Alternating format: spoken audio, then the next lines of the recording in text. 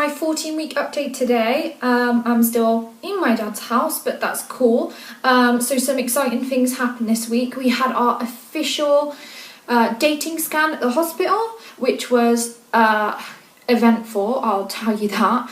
I also told my dad this week, I actually told my dad on Saturday that I was pregnant, and that went down really well actually. And yeah, it's just been a crazy eventful week, so I'm going to get straight on with that. So first of all, I'm going to speak about my symptoms. This week I've been the usual. I've been tired. I've literally been the same as last week, apart from this morning. For some unknown reason, I've had the worst nausea ever. I've been finding myself a lot more attracted to foodie smells. So I went around Daniel's, which is my fiance's parents' house, and they were cooking curry. And I could smell it from the car outside the house, and I said, I hope that's coming from your house because it smells so good. I really, really, really want it. Another thing that's been happening this week is my skin has been drying up like crazy.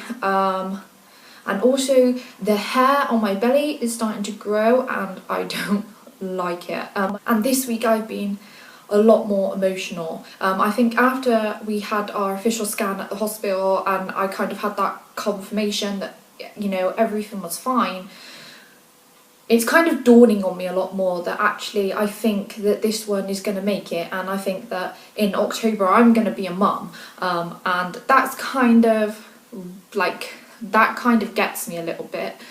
So in the beginning of this video, on the intro, you would have seen my belly and my scan pictures. I really hope you enjoy the scan pictures.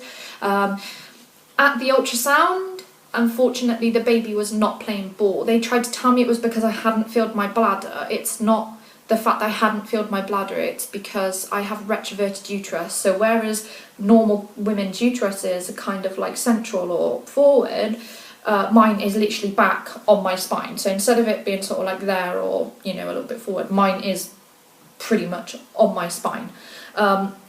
So it doesn't matter how much I fill my bladder, not really. The retrovert causes, you know, in fact, filling my bladder is probably worse because my bladder actually pushes it further back into my spine, which is really annoying because the ultrasound tech could not get the, I think it's like the nub reading or the back of the spine reading for the Down syndrome test. Now, that to me, guys, the Down syndrome test does not matter to me. If my child has Down syndrome, I'm gonna love it all the same. The reason why we wanted to have a small test was literally, so if our child does have, you know, Down syndrome, I think the other one's Edwards syndrome. It was literally just so we could research it, so we were prepared and we were ready. So that's the only reason why we decided to go for it. So the fact that we couldn't get it was, you know, it was a little bit annoying, but it's not really a big deal for us. He absolutely hates being scanned. And I keep saying he, even though I don't know if it's a boy or a girl, I still have this feeling that it's a he. So in 2 weeks' time, I think 2 weeks or 3 weeks' time, we will definitely find out the sex, so I'll know for sure. But the baby does not like being scanned. As soon as they try and scan me, he's wriggling, he's trying to turn his back on the camera, he does backflips, he does not like being scanned whatsoever, and I find it absolutely hilarious because it's kind of like the sonographer was getting really annoyed, and I'm like, he's just stubborn like me and his dad, so it's fine.